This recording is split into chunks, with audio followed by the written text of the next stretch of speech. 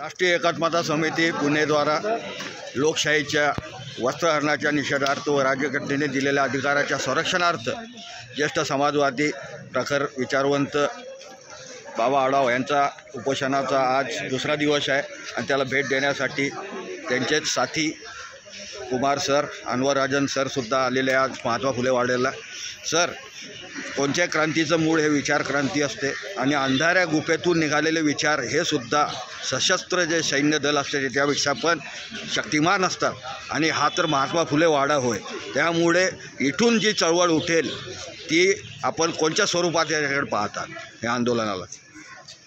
आंदोलनामध्ये एक आपल्या स्वातंत्र्य संग्रामातल्या नेत्यांनी आपल्याला लोकशाही दिलेली, पण प्रत्येक निवडणूक लोकशाहीचा पराभव करते.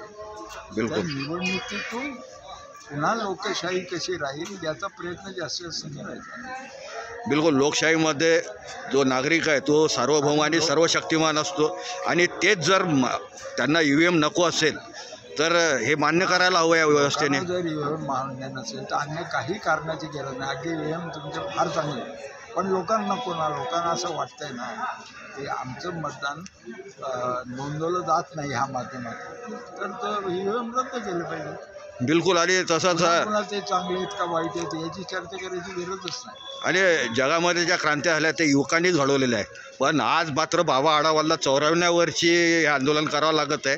त्यामुळे विश्वामध्ये सर्वात जास्त युवक जे आहेत ते भारतात आहेत आणि भारताची जी अर्धी आबादी स्त्रिया आहेत तर यांच्या संदर्भात तुम्ही काय संदेश द्याल त्यांना? कसं आहे, केवळ युवक क्रांती करतात असं नाही, क्रांतिकारक युवक क्रांती सफल करतात. बिलकुल बिलकुल. युवकांना जर तुम्ही प्रतिक्रांतीची दीक्षा देण्यात सफल झाला आणि आम्ही लोक जी क्रांतीची दीक्षा द्यायला हवे आम्ही कमी पडलो असं म्हणतात. बिलकुल. भगतसिंगांनी आत्मक्लेश म्हणतात. शहीद आजम भगतसिंगसुद्धा म्हटले होते की जे शासन त्या जनतेला जर मूलभूत अधिकारापासून वंचित ठेवत असेल तर अशा शासनाला त्यांनी उखाडून फेकले पाहिजे.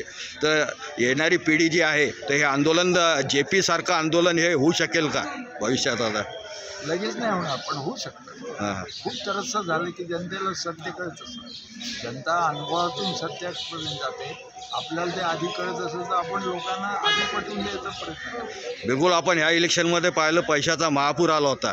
काही ठिकाणी आता कालच आमदार प्रशांत जगताप आले होते. त्यांनी सांगितलं की 200-300 कोटी एकेका उमेदवारांनी खर्च केले असे पण आहे. आणि हा जो पैसा आहे हाही एक आरोप झाला की मुकुल वासनिक वगैरे यांनी आरोप केला की हा पैसा पोलिसांच्या गाडीत तर कधी ॲम्ब्युलन्समध्ये सुद्धा नेण्यात आला होता. शक्य आहे. आणि जे आज आपण पाहतो की जे लोकप्रतिनिधी आहेत ते निधीप्रती झालेले आहेत आणि भ्रष्टाचारात हा शिष्टाचार झालेला आहे. तर हे आंदोलन तुमच्या शुभेच्छा आहेतच, पण हे अजून आपल्याला कसं हे झालं तर आम्ही त्याच्या सहभागी. बिलकुल. धन्यवाद. अजूनही आशावादी आहे. कुमार सरांचं वयसुद्धा 84-85च्या घरात आहे. खूप खूप धन्यवाद. जिंदाबाद.